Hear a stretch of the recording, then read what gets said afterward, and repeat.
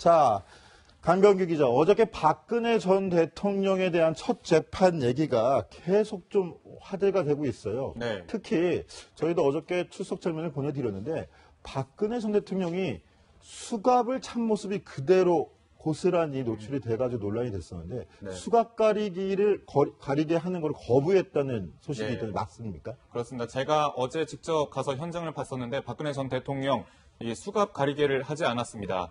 다른 국정농단 그 피고인들의 모습과는 사뭇 달랐는데 우선 조윤선 전 장관, 김기춘 전 실장, 최순실 씨 등 각자 헝겊으로 가리거나 혹은 옷 속에 숨기거나 하는 등의 그런 방법으로 수갑을 좀 가렸거든요. 지금 보시는 것처럼 박근혜 전 대통령은 어떤 가리개를 하지 않았습니다. 자, 저렇게 나머지 세 사람의 같은 경우에는 지금 저희가 그 블러라고 하죠. 그렇게 네. 특별히 화면을 가리지 않아도 이렇게 보여드릴 수가 있는데 박근혜 전 대통령 같은 경우는 저희가 저렇게 그렇죠. 자막 처리를 해서 안 보이게끔 특별히 예. 할 만큼 수갑이 그대로 노출된 영상이죠. 네, 그렇습니다. 이유가 있는데 이게 인권 보호를 위해서 이게 수갑을 찬 모습, 혹은 포승줄의 메인 모습을 저희가 보여드릴 수가 없고요. 그리고 실제로도 이 피고인들을 호송할 때 저렇게 많은 방법을 직접 가려서 공개하는 방법을 많이 사용하게 됩니다. 그런데 이 박근혜 전 대통령 같은 경우는 본인이 가리개를 하지 않겠다라고 의사를 밝힌 것으로 알려졌는데 아무래도 법조계 관계자들은 이것이 본인이 이 정치적인 판단을 했다는 겁니다. 그러니까 직접 자기가 수갑을 찬 모습을 적나라하게 공개하면서 자신이 정치적 학대를 받고 있다는 그런 동정심을 유발시킨다는 분석인 거죠. 저 부분에 대해서 변호사들과 굉장히 많은 의견 조율을 한 것으로 알려졌습니다. 왜냐하면 지금 박근혜 전 대통령의 모습을 보면 전투복이라고 하죠. 대통령 시절에 입었던 옷을 입고 들어가면서 또한 혼자서 한 셀프 올림머리를 한 모습입니다. 저것을 보면 아직까지 자존심은 굽히지 않겠다. 이러한 모습을 보이고 있습니다. 그런데 수갑을 차는 모습은 가리지 않았다? 이것은 사실상 가장 박근혜 전 대통령이 부끄러워해야 할 부분입니다. 그런 것을 보면 변호사들과 이야기를 해서 정치적으로 어떠한 나의 세력들을 다시 한번 끌어모으려는 그러한 고도의 전략이다. 이렇게 해석해 볼 수 있겠습니다. 네, 재판이 계속 이어지는데 어떻게 이끌어갈지 한번 계속 지켜보도록 하죠. 자, 이현수 기자. 네. 어저께 바로 이현수 기자 그 자리에 섰을 때 제가 한 가지 물어봤던 게 있는데 바로 박근혜 전 대통령이 나올 때 이게 배지를 차고 나왔는데 그쵸. 거기에 써있던 글자였습니다. 나대불츠. 이게 어떤 뜻이냐고 제가 여쭤봤었는데 네네. 그 뜻이 이제 밝혀졌다고요. 네, 분명하게 밝혀졌습니다. 이제 어제 방송을 할 때 공범 부호고 무작위로 배포를 하는 거고 이제 사실상 그 공범들과 분리를 하기 위해서 쓰는 거다라는 것까지 설명을 드렸었는데 구치소 측에서 사실 혐의를 추각한 게 아니냐 이런 추측들에 대해서 모두 부인을 했었거든요. 그런데 오늘 분명하게 밝혀졌습니다. 이 나대불츠 약간은 요상한 단어의 조합인데요. 나는 공범이 있어서 분리수용이 필요할 경우에 붙이는 글자고요. 대는 대기업 뇌물을 뜻하고 불은 블랙리스트 그리고 츠는 동계스포츠 연계센터를 얘기한다고 합니다. 사실상 이런 이 공범 부호가 수용자들이 식별할 수 있게 되면 안 되는 거라고 하더라고요. 공범들끼리 분리하기 위해서 무작위로 쓴 거고 사실상 혐의를 요약해 놓은 거기 때문에 다른 이 국정농단 다른 피의자들 함께 보면요. 지금 다 이런 나자를 달고 있습니다. 모두 공범 관계에 있다라는 뜻이고요. 그리고 조윤선 전 장관 같은 경우는 나불이라고 쓰여 있고요. 이제 블랙리스트 사건에 같이 연루가 되어 있기 때문에 그리고 장시호 씨 같은 경우는 나츠라고 쓰여 있다고 합니다. 사실상 그 영재센터 운영을 하면서 그때 그런 혐의를 받고 있기 때문인데요. 그럼 최순실 씨 같은 경우는 사실상 이런 언어가 없이 남부구치소라는 표현만 쓰여 있는데요. 이는 서울구치소에 같이 있지 않고 남부구치소로 이감이 되어 있기 때문에 이런 공범부호가 따로 부여되지 않았다고 합니다. 네, 그런데 이 나대불츠에 대해서 네티즌들도 상당히 여러 가지 반응을 보이고 있는 것 같은데 그쵸. 그것도 한번 소개시켜 주시죠. 네, 지금 뒤에 누리꾼들의 반응, 그중에서도 좀 재미있는 해석들이 있는 것들을 모아봤는데요. 이렇게 약간은 사행시라고 해야 될까요? 이렇게 나대불츠를 따서 이렇게 표현을 한 부분도 있었고요. 약간은 뭐 나쁜 대기업 블랙리스트, 스포츠 비리 범죄자. 사실상 이 혐의들을 모두 뭐 축약해 놓은 표현이라고 할 수 있는데요. 이 약간의 나대불치라는 말 표현 자체가 좀 특이하다 보니까 이를 놓고 사행시를 만들기도 하고 또 새로운 신조어를 만들어내기도 하는 누리꾼들의 반응이 올라왔었습니다. 네, 강병기 기자, 내일도 박근혜 전 대통령 법원에 나와야 되는데 내일 재판은 어떻게 진행이 될까요? 무슨 이야기를 또 할까요? 뭐 내일 재판은 일단은 최순실 씨와의 공동의 그런 혐의 부분이 아니기 때문에 같은 그 재판정의 모습을 드러내지는 않을 것으로 보입니다. 그런데 어제도 이제 전해드렸지만 어제 재판에서 박근혜 전 대통령 이렇게 얘기했습니다. 변호인이 말한 게 모두 맞다 하면서 상당히 말을 아낀 분위기였고요. 추가적인 질문, 마지막으로 하고 싶은 게 있냐라고 물었을 때 추후에 말씀드리겠다라고 말을 상당히 아꼈습니다. 그 이유가 본인에 관련된 혐의가 사실 셀 수 없을 정도로 많지 않습니까? 근데 본인이 섣불리 어떤 대답을 한다면 그런 자신의 나머지 혐의들에 대해서 상당히 불리해지게 되거든요. 그렇기 때문에 내일 재판에도 변호인 위주의 변호인이 직접 나서서 대답을 하겠지만 박근혜 전 대통령이 자신의 그런 주어진 혐의에 대해서 실제로 얘기를 하거나 직접 입을 열 가능성은 거의 없다고 보여집니다. 똑같이 침통한 표정으로 재판을 좀 지키지 않을까라는 생각이 듭니다. 네, 최석호 기자, 어저께 박근혜 전 대통령 보면 40년 직위였던 최순실 씨 보고도 없는 척 이렇게 아예 눈길조차 안 주는 모습이 인상적이었는데 그 내일은 그런 모습이 연출이 안 될 가능성이 높다고 그러고 대신에 그렇게 외면한 이유가 또 뭘까요? 새로운 해석들도 나온다는데 어떻게 보십니까? 그렇죠. 박근혜 전 대통령은 계속해서 자신은 죄가 없다는 입장입니다. 그리고는 또 하나 뭐가 있냐? 나는 최순실에게 속았다. 이러한 내용을 주장을 하고 있습니다. 지난번 소개해드렸던 검찰 진술조사에서 이렇게 이야기를 합니다. 최순실은 내 성격을 아주 잘 알기 때문에 정유라 승마지원 같은 거는 부탁할 리가 없다. 나는 최순실한테 속았다는 생각에 아주 참담한 심정을 가지고 있다. 이렇게 이야기를 했습니다. 그리고 어제는 이렇게 이야기를 합니다. 나서는 사람이 아니라서 최순실이 나서는 사람이 아니라서 비선이라고 생각하지 않았다.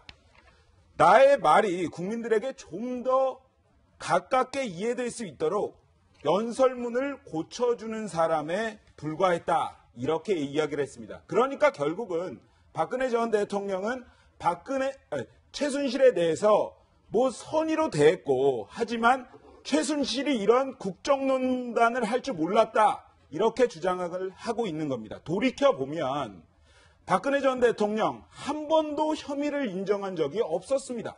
지난해 대통령의 신분으로서 국민 앞에 섰었던 박근혜 전 대통령의 해명들을 묶어봤는데 이것들을 보시면 어떤 이야기들을 하고 있고 어떻게 해명해 나가고 있는지 적나라하게 드러날 겁니다. 최순실 씨는 과거 제가 어려움을 겪을 때 도와준 인연으로 홍보물도 같은 맥락에서 표현 등에서 도움을 받은 적이 있습니다. 내가 이러려고 대통령을 했나 하는 자괴감이 들 정도로 괴롭기만 합니다. 단 한순간도 저의 사익을 추구하지 않았고 작은 사심도 품지 않고 살아왔습니다.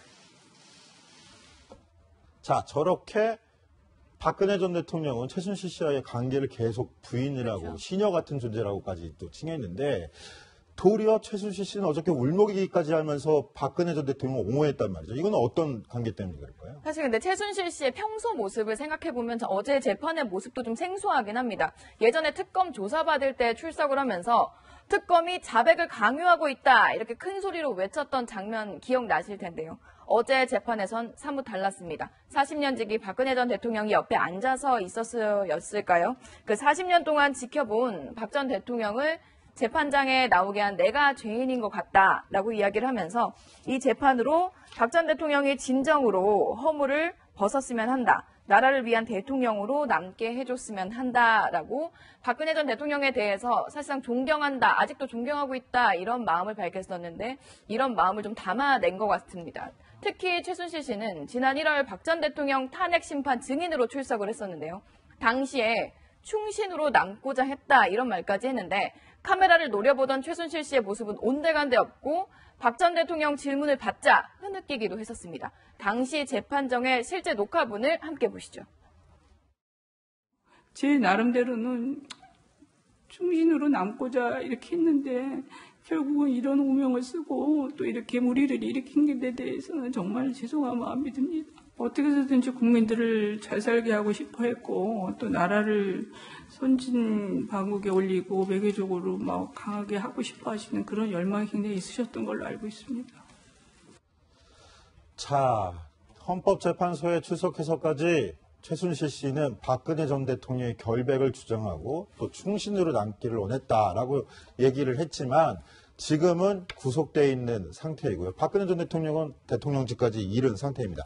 그런데 반면에 이 사람들의 범죄 행위입니다. 그리고 검찰에서 술술 얘기하면서 검찰 특검의 귀염둥이로 불렸던 장시호 씨는 곧 풀려날 행운을 얻게 됐다는데 이게 행운인지는 모르겠습니다. 어떻게 된 이야기입니까? 예, 그렇습니다. 이 구속된 이후에 보통 6개월 안에 1심 선고가 나야 되는데 지금 현재 장시호 씨 같은 경우는 2개월씩 3번 이 구속 기한이 연장이 됐습니다. 그러면 더 연장을 하려면 추가 혐의를 밝혀서 새롭게 기소를 해야 됩니다. 그런데 검찰이 추가 혐의를 밝혀서 기소할 계획이 없는 것으로 경찰 관계자 내부에서는 그런 말들이 나오고 있거든요. 그러니까 6월 7일이면 이 구속기한이 만료가 됩니다. 그러면 이때 장시호 씨가 석방이 된 다음에 불구속된 상태에서 재판을 받지 않을까라는 분석이 나오고 있습니다. 검찰도 더 이상 장시호 씨의 추가 혐의가 없다, 네. 기소할 추가 혐의가 없다라고 밝히는 단계인가 보군요. 예, 맞습니다. 추가 혐의가 있어야 새롭게 기소를 할 수 있는데 그럴 계획은 없고 예, 그렇게 밝혀졌습니다. 네, 특히 아마 장시호 씨 같은 경우는 특검 수사에 적극적으로 협조하는 모습을 보였지 않습니까? 그리고 국회에 사실 청문회 출석을 해서도 적극적으로 대답을 하고 협조를 했었습니다. 이런 모습들이 아마 반영이 된 게 아니냐라는 해석이 나오는데요. 그 앞서서 정호성 전 비서관 같은 경우는 이미 구속기한이 만료가 되고 보석 신청까지 했는데도 그 국회에 참석하지 않은 그 죄가 추가로 기소가 되면서 추가로 구속기간이 연장됐던 만큼 아마 장시호 씨가 적극적으로 협조했던 사실상 도우미로 불렸던 최대 도우미로 불렸던 그런 부분들이 많이 작용한 것 같다는 해석이 나옵니다. 네, 그렇군요. 그런데 이제 박근혜 전 대통령에 대한 재판이 이제 어제부터 시작해서 내일부터 또 계속 진행된다고 말씀을 드렸는데 네. 최순실 씨랑 같이 법정에 나란히 서는 모습이 계속 연출될 수도 있는 거네요. 예, 그렇습니다. 보통 저희도 예전에 제가 알려드렸었는데 일단 병합 심리가 좀 지속될 거라는 그런 예측이 좀 있었거든요. 근데 어제 재판장에서 그 재판부가 일단은 병합 심리를 계속 유지하겠다라고 공식으로 밝히면서 어제와 같이 최순실 씨와 박근혜 전 대통령이 나란히 이 재판을 받는 모습이 연출이 될 것 같습니다. 사실 병합 재판은 양측한테 상당히 좀 껄끄러운 일이었거든요. 그래서 양측이 서로 병합 심리를 거부하고 있었는데 양측 변호인단은 어떻게 생각할까요? 직접 목소리 들어보시겠습니다. 병합 결정에 대해서 어떻게 생각하십니까? 저희는 유감스럽지만 재판부의 결정이기 때문에 받아들이도록 그렇게 한다고 아까 말씀을 올렸습니다. 기록 검토 시간이 많이 필요하다라는 거를 많이 어필하셨는데요. 사실이니까요. 향후 일정에 대해서 무리가 있는 부분이 있습니까? 똑같이 하겠습니다. 수사 누가 했습니까? 파견검사 단장한 윤석열 팀장하고 파견검사들이 다 했어요. 파견검사 단장을 한 사람이 서울중앙지검 책임자로 지금 오게 됐습니다. 특검이 이 사건의 공소유지를 하는 거하고 사실상 똑같은 모양새예요. 자, 이현수 기자, 지금 네. 변호인들 입장에서는 다 병합 심리를 거부하는 입장인 것 같고요. 그렇죠. 특히 유영아 변호사 얼굴 표정이 굉장히 어두운 것 같은데 네. 무슨 이유라고 좀 보십니까? 사실상 병합 심리를 한다라는 건 지금 현재 공범 상태잖아요. 최순실 씨와 박근혜 전 상태가 공범이라는 미명 아래 묶여 있는데 사실상 재판부에게 이 공범이다, 유죄다라는 편견을 줄 수 있다는 거죠. 이게 뭐 다른 최순실 씨를 만나고 안 만나고 그런 문제가 아니라 재판 전략상 유죄로 날 가능성이 높아지는 게 아니냐 이런 전략적으로 문제가 있기 때문에 유영아 변호사 표정도 상당히 안 좋은 것 같습니다. 자, 그런데 이현수 기자, 유영아 변호사가 박근혜 전 대통령 구속 직후에 박 전 대통령 동생인 박지만 이지 회장한테 특별한 메시지를 전달할 사실을 이현수 기자 단독 취재했다고요. 네. 어떤 메시지 내용이었습니까? 네, 사실 어제 박근영 전 이사장의 모습은 사실 법정 근처에서 보였습니다. 실제로 방청을 하진 못했습니다만 방청을 시도하다가 실패하는 모습에 잡혔는데, 영상이 잡혔는데 박지만 이지 회장의 모습은 보이지 않았었습니다. 그래서 이 박지만 이지 회장의 지인에게 분위기를 물어봤는데요. 박근혜 전 대통령이 그 구치소에 들어가고 나서 초반에 유영아 변호사를 통해서 박지만 이지 회장에게 이런 메시지를 전달했다고 합니다. 내 걱정을 너무 많이 하지 마라. 또 너무 신경 쓰지 말고 내가 알아서 하겠다. 이 말 속에는 아마 이 구치소에 수감되기 전에 삼성동 자택에서 4년 만에 동생 내외와 만났던 장면들이 있었죠. 서양희 변호사도 함께 찾아갔던 바로 이 화면이었습니다.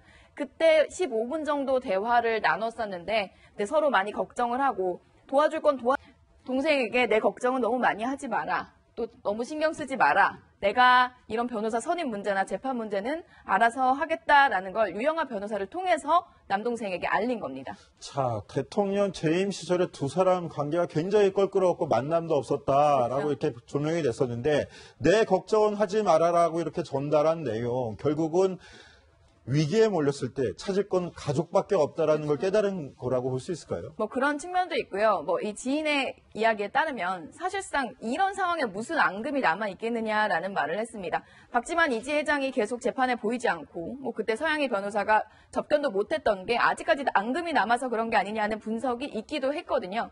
그런 부분에 대해서 부인을 하면서 사실상 앙금이 풀렸다. 그러면서 박지만 회장 매우 마음이 무거워한다. 마음은 쓰이지만 누나가 그런 메시지를 전해왔으니 지켜보고 있는 것이다 라고 지인이 전해왔습니다. 그러니까 나타나고 있지 않지만, 드러내고 있지 않지만 멀리서 지켜보면서 누나 걱정을 하고 있다라는 지인의 박지만 회장의 현재 근황이라고 보면 될 것 같습니다. 자, 저희가 상당히 신뢰할 만한 박지만 씨의 지인에게서 취재한 내용인데, 근데 약간은 좀 저희가 상반된 모습이 아닌가라는 생각되는 건, 저희가 영상도 보여드렸지만 박근혜 전 대통령이 영장실질심사에 출석하기 전에 지만 씨 부부가 집으로 찾아갔던 그렇죠. 영상이 나왔는데 네. 그 다음에 구속된 직후에 지만 씨의 부인인 서양희 변호사가 구치소로 찾아갔을 때는 면회를 할 수 없었잖아요. 그렇죠. 그때 당시에 들어가긴 들어갔지만 면회를 할 수 없던 것으로 뒤늦게 확인이 됐었습니다.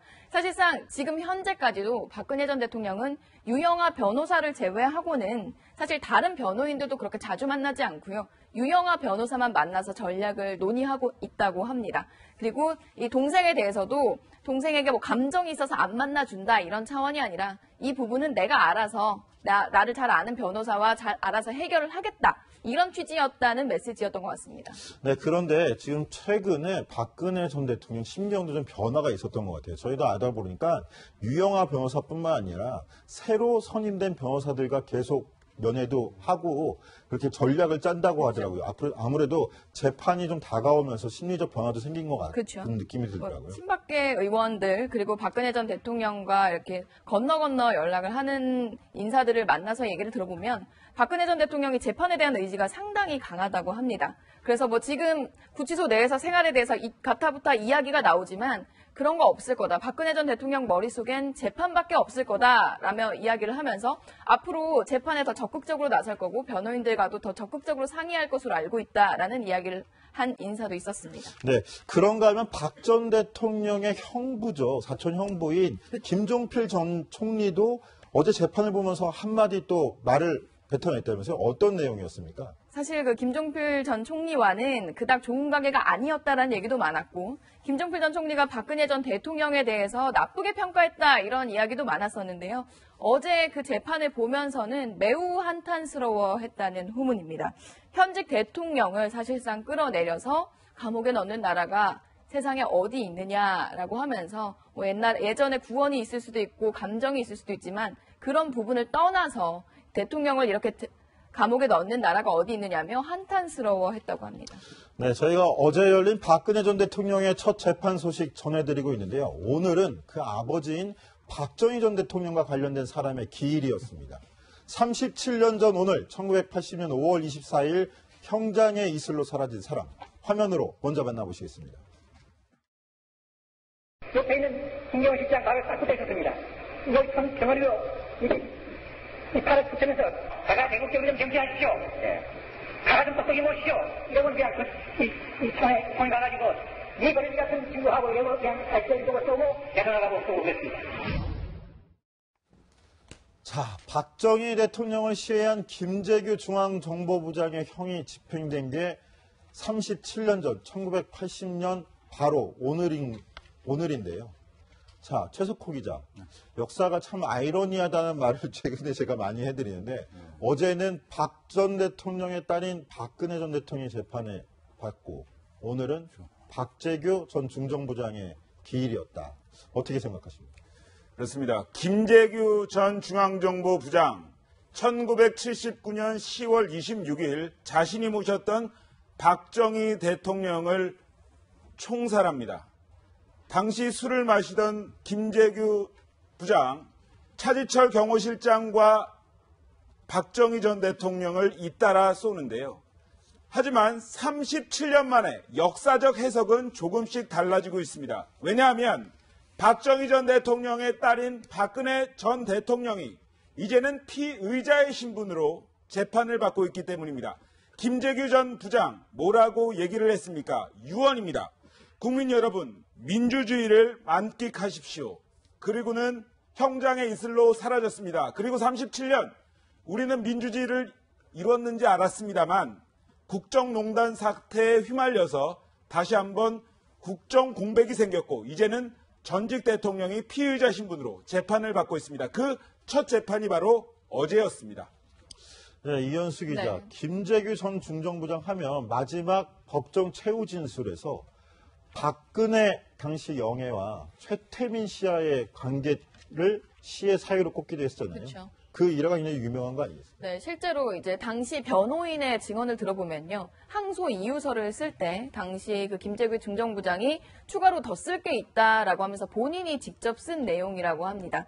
당시에 이제 박정희 전 대통령의 가족과 관련된 내용이다. 그런데 공개적으로 언급하긴 그러니 내가 이유서에 쓰겠다라면서 썼다고 하는데요. 당시에 박정희 전 대통령에게 구국 여성봉사단이죠. 최태민 씨와 관련해서 전행을 일삼고 있는 상황들을 보고를 합니다.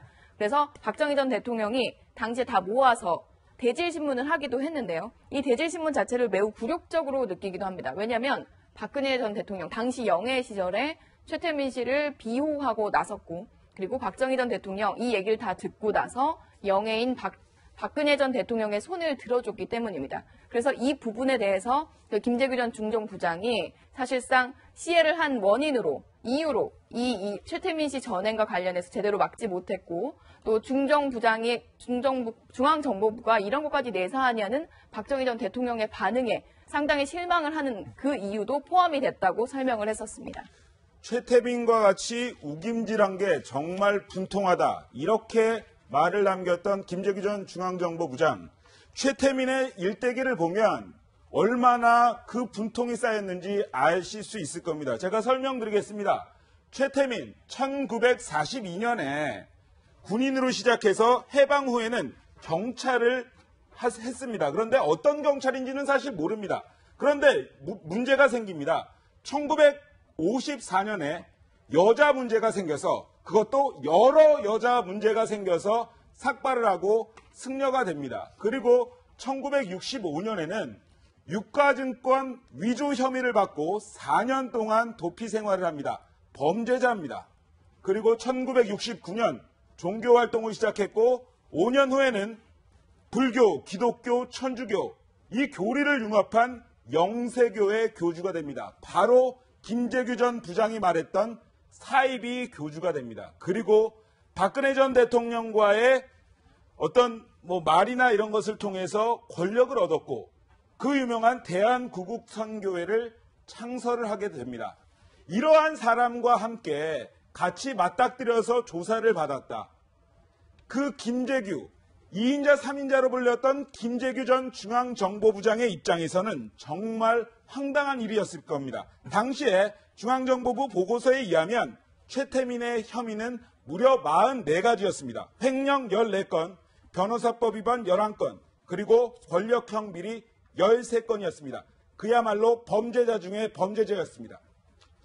네, 김재규 전 중앙정보부장 당시 박정희 대통령 앞에서 받은 최태민 씨와의 대질에 대해서 굉장히 굴욕적으로 느꼈다라고 저희가 전해드렸는데 김 전 부장의 변호인 목소리로 한번 그 내용을 확인해 보십시오. 그 각하야 대통령한테 했더니 각하가 따랐다면 물어봤겠지 그네한테. 그네 벌써 뛰니까 그럼 내가 친히 조사하겠다 이거야. 그래서 김재규도 부르고 박근혜도 부르고 뭐 최태민도 부르고 했겠지. 그 친구도 했어요. 그 했는데 그럼 친구 해고 난 뒤에 김재규 말에 의하면 자기 말을 믿는 것처럼 사실 확인한 것처럼 보였대요. 보였는데 그 후에 아무 조치가 없기 때문에 알아봤더니 딸이 그냥 가가지고 아버지한테 뭐 항의를 해가지고 없는 걸로 했다고. 네, 저렇게 억울함을 호소하기도 했었는데 최석호 기자. 지금 박근혜 전 대통령 탄핵 이후 특히 국정농단 사건이 불거진 이후에는 김재규 전 중정부장에 대한 역사적 평가를 달리해야 된다. 이런 주장들이 많이 제기되고 있다고요. 예, 그렇습니다. 사실 김재규 전 부장의 산소 모습을 보면 좀 달라진 모습을 볼 수 있을 겁니다. 왜냐하면 이 사실 사형이 집행돼서 형장의 이슬로 사라졌던 김재규 전 부장. 사실은 당시에 굉장히 어떤 아주 범죄자로 해서 이렇게 간 것입니다. 그렇기 때문에 저 묘소도 상당히 산골 깊숙이 찾아가기 힘든 곳에 위치해 있습니다. 그렇기 때문에 이 관리인은 이렇게 얘기를 합니다. 1년에 한두 팀 정도 왔었다. 그런데 요즘에는요. 일주일에 두세 팀씩 간다는 겁니다. 언제부터? 박근혜 전 대통령이 탄핵됐던 3월 10일부터 방문객들의 방문이 이어지고 있습니다. 당시에 3월 10일 석관신문들이 저렇게 묘지 위에 놓여져 있고요. 박근혜 부녀의 시대를 보냈다. 이러한 글귀들도 올라와 있습니다. 네, 지금 저 사진을 보면요. 일단은 시바스리갈이라는 그 양주가 좀 하나 보일 텐데 아까 보면 그 한 병이 있었으면 그 반 병 정도가 비어 있고 잔이 가득 차 있었잖아요. 예, 오른쪽에 지금 보이시는 저 양주입니다.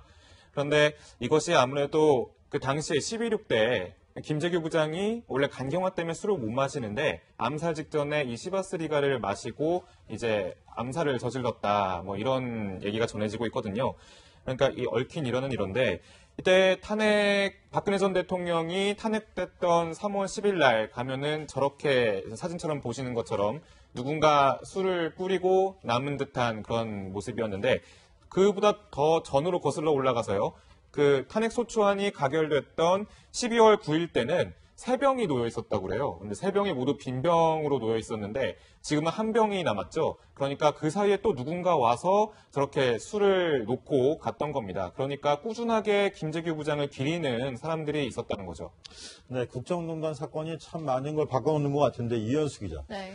당시에 박정희 대통령이 친국을 하면서 최태민에 대해서 처벌을 하거나 박근혜 대통령하고 좀 떨어뜨리게 했다면 역사가 참 많이 바뀌었을 거라는 결과론적이지만 이런 생각도 하게 되네요. 네, 결과론적이지만 정말 많이 바뀌었겠죠. 사실상 뭐 최순실 씨 같은 경우는 그 최태민 씨부터 시작된 두 대에 걸친 박근혜 전 대통령과의 인연 이 부분이 항상 고리가 됐었는데 이 최태민 씨가 당시에 부친인 박정희 전 대통령이 이 부분을 제대로 파악해서 뭔가 박근혜 전 대통령에게 조치를 취했었다면 이런 인연이 당연히 이어지지 못했을 것이고 이런 국정농단까지 있었겠느냐 이런 이야기를 사실 실제로 하는 정치권 인사들이 많습니다. 근데 그 김재규 전 중정부장의 동생 같은 경우는 이제 형님은 오히려 박정희 전 대통령을 너무 사랑했기 때문에 총으로 살해할 수밖에 없었다. 좀 역설적으로 들리는데요. 역설적이지만 너무 사랑했기 때문에 이 박 전 대통령이 발전을 시켰던 우리나라의 민주주의를 회복하기 위해서 어쩔 수 없이 했던 결정이었다라고 이야기하기도 했었습니다. 네, 강병규 기자. 우리가 지금 김재규 전 중정부장에 대해서도 얘기를 하고 있지만 네. 묘소에도 양주가 놓이고 이런 그렇죠. 얘기를 하고 있지만 예. 이렇게 실제로 재평가를 좀 해야 된다라는 움직임도 있다면서요. 예, 맞습니다. 그 박근혜 전 대통령이 탄핵 소추안이 가결되고 이제 파면이 될 때까지 다시 김재규 부장에 대한 재해석이 좀 일어나고 있는데 오늘이 37주년입니다. 김재규 부장 37주기죠. 예. 37주기입니다. 오늘은요, 구 서대문 형무소 역사관의 추모 행사가 열렸었고요. 그리고 김 부장을 위해서 1,000만 원을 모금하는 그런 포털 사이트의 모금도 성공이 됐고요. 또 일단 명예회복추진위원회라는 것이 설립이 돼서 현대사 콘서트를 좀 진행을 하고 있다고 그래요. 그래서 1,000만 원을 모금한다는 건 무엇을 쓰기 위해서 좀 모금을 하는 건가요? 예, 김재규 부장을 기리는 그런 여러 가지 사업들이 있잖아요. 그러니까 이런 기념 사업들을 하기 위해서 자체적으로 좀 움직이는 모임들인가요? 예, 맞습니다. 그래서 일단은 돈이 필요하기 때문에 이런 지지자들의 그런 성원을 모아서 지금 1,000만 원에 다 모였는데요.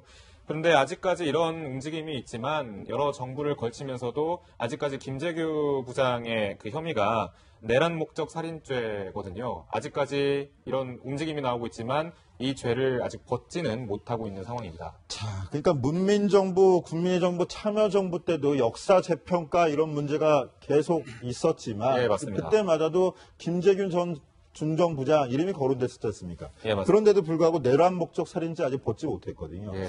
자, 우리 최석호 기자는 어떤 시각을 갖고 있을까요? 이런 역사 재평가 움직임에 대해서 최 기자 시각은 어떻습니까? 예, 내란 목적 살인, 내란을 목적으로 해서 살인을 저질렀다. 이 부분에 대해서는 우리가 다시 한번 생각해 봐야 할 부분이 있고 명예회복을 할 부분이 있습니다. 그런데 일각에서 열사라는 말이 나옵니다. 그런데 우리가 다시 한번 생각을 해봐야 될 것 같습니다. 박정희 정부, 독재 정부를 일컫는 사람들이 많죠. 하지만 거기에 함께 있었던 차지철 경호실 뜰지에 대해서는 다음 역사에서 재평가받아야 할 것으로 보입니다. 야, 우리 최석호 기자 입장이 굉장히 단호하게 느껴지는 것 같습니다. 자, 최석호 기자. 그런데 박정희 정권에서의 김재규 전 중정부장, 그 딸인 박근혜 정권에서의 비선 실세 최순실 씨. 참, 그 권력의 화무시비롱이라고도 하는데 아이러니한 것도 같습니다. 근데 역대 대통령들 최측근들 역사가 별로 그렇게 좋지는 않았잖아요. 그렇죠. 권력의 옆에 있었던 사람들의 역사는 사실 속된 말로 흑역사라고 할 정도로 굉장히 잔혹한 결과가 불러일으켜져 왔습니다. 제가 하나하나 짚어보겠습니다. 이승만 전 대통령의 2인자였죠. 이기붕 총리는 이승만 대통령 하야후에 가족 집단 자살이라는 극단적인 최후를 맞게 됩니다. 그러니까 이승만 씨의 양자로 이기붕 씨가 이강석 씨를 보냈는데 하야후에 이강석 씨가 이기붕 씨 집에 가서 모친과 부친을 쏴 죽이고 동생까지 쏴 죽이는 가족이 집단 자살하는 일이 벌어집니다. 그리고 전두환 전 대통령의 영원한 비서실장이죠. 장세동 씨, 전두환 대통령의 오른팔이라고 불리면서 영역의 세월을 함께했습니다. 하지만 이 사람은 12.12 쿠데타 그리고 5.18 내란에 가담한 혐의로 구속이 돼서 3년 6개월형을 선고받았습니다. 지금도 함께 하고는 있지만 그닥 결과는 좋지 않았습니다. 그리고 노태우 전 대통령으로 거슬러 올라갑니다. 육공의 황태자죠. 떠오른 태양이라고 불렸던 박철원 전 장관. 슬롯머신 업자들에게 돈을 받았다가 실형을 선고받고 감방으로 향하게 됩니다. 그리고 최근의 일들을 좀 짚어보겠습니다. 김영삼 전 대통령의 차남 김현철 씨. 지금도 정치계 입문을 꿈꾸는 것 같은데요. 당시에는 소통령으로 불리기도 했습니다. 하지만 현직 대통령 직계가족 중에는 최초로 구속되는 상황에 이르게 됩니다. 기업들로부터 46차례에 걸쳐 무려 32억 2천만 원을 받은 혐의, 뇌물을 받은 혐의로 2년형을 선고받았고요. 마지막으로 노무현 전 대통령의 형이죠. 노건평 씨는 당시에 봉화대군이라고 불리기까지 했습니다.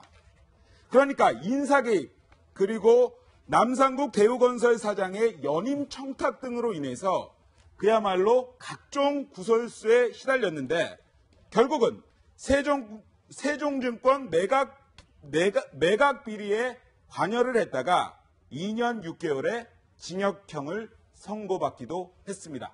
자, 강병규 기자는 저희 중에 가장 젊은 기자인데 네. 저들 중에 기억나는 사람이 혹시 있나요? 저도 어린 시절부터 김현철 씨나 노건평 씨 얘기는 많이 들었습니다. 저는 그 전두환 대통령의 측근, 최측근이자 신보기로 불렸던 장세동 씨가 기억이 나는데 네.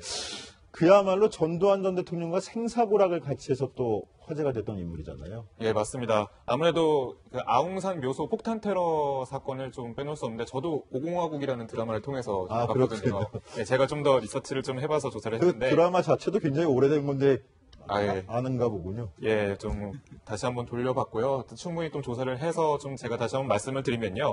아웅산 묘소 폭탄 테러 사건이 있었는데 이때 전두환 전 대통령과 장세동 당시 전 안개부장이 좀 운 좋게 좀 살아남은 케이스였거든요. 무려 현장에 있던 우리나라 정부 인사들 17명이 순직했던 끔찍했던 폭탄 테러였습니다. 북한의 소행으로 판결이 났죠. 그런데 이 장세동 전 안개부장과 전두환 전 대통령이 이제 가다가 차량이 좀 고장이 나서 또 택시를 잡는데 시간이 엄청 걸려서 지금 이 폭탄 테러를 사실 운 좋게 많이 피했다는 겁니다. 그만큼 그 뒤에는 장세동 전 안개부장이 자신이 이 테러를 막지 못했다라는 것에 큰 책임을 느끼고 사표를 제출을 했는데 아무래도 생사고락을 같이 한 정 때문인지 전두환 전 대통령 이 사표를 수리하지 않았습니다. 생사고락은 좋았는데 나쁜 길로 빠져가지고 또 화제가 됐기도 했었습니다. 예. 1980년 50 청문회 때 노무현 당시 통일민주당 의원과 장세동 전 안기부장의 설전도 기억이 나는데요. 그 목소리도 한번 들어보시죠. 좋습니다. 어떤 정치자금을 대통령이 받았다면 불법인 것은 사실입니까? 그렇죠. 그건 어느 나라 정치사회든 지금 정치자금을 하고 해서 합법적으로 하느냐 공개적으로 하느냐 때문에 전 세계가 다 고민하고 있는 걸로 알고 있습니다. 어떤 정치자금이 합법적이고 불법적인 것도 모르는 안전기획부장에게 이 나라의 안전을 맡겼습니까? 증인은 그랬다고 생각합니까? 그렇게 개인적인 인신을 가시지 말고 인신 공격이 아니고 증인이 오늘 그 답변을 회피하는 것이 매우 불성실한 답변이기 때문에 이렇게 묻는 겁니다. 자, 최석구 기자, 저 청문회 지금 당시 노무현 의원이 추궁하고 있는 게 이래재단 사건을 갖고 추궁하고 있는 거 아닙니까? 당시에 50 청문회 때 장세동 씨가 사나이는 자신을 알아준 사람을 위해 죽는 법이다라고 하면서 자기가 뭐든 다 죄를 뒤집어 쓰겠다는 각오를 펼치기도 했는데 이게 역설적이지만 최근에 다시 회자가 되고 있는 이유가 있죠. 바로 최순실 때문인데 어떤 이야기입니까? 그렇습니다. 장세동 씨 같은 경우에는 선고를 징역형을 선고받고 실형을 살았던 사람입니다. 하지만 일각에서는 그런 얘기를 합니다. 굉장히 의리만큼은 최고다 이런 얘기를 하는데요. 요즘 국정농단 사태 재판을 보면 참 장세동과는 사람들이 멀리 떨어져 있구나 이렇게 생각을 하게 됩니다. 왕수석으로 불린 안종범 전 수석 수첩을 토대로 박근혜 전 대통령에게 다 지시를 받았다 이렇게 이야기를 하고 있습니다. 그리고 김전 전 차관도 앞서거니 뒤서거니 불리한 증언을 하면서 자신에게는 유리하려고 하고 있습니다. 그런 걸 보면서 자유한국당에서는 이렇게 이야기를 했습니다. 어떻게 된 게 이 정부에서는 전두환 때 장세동 같은 사람 하나 없냐? 참으로 비극적이다. 이렇게 얘기를 하는데요. 달리 돌이켜보면 박근혜 전 대통령이 얼마나 사람 관리를 못했는가 보여주는 단면이다. 이렇게 이야기할 수도 있겠습니다. 네, 참 아이러니한 것 같습니다. 또 아이러니한 얘기를 이어볼까요? 이번엔 현대판 아이러니입니다.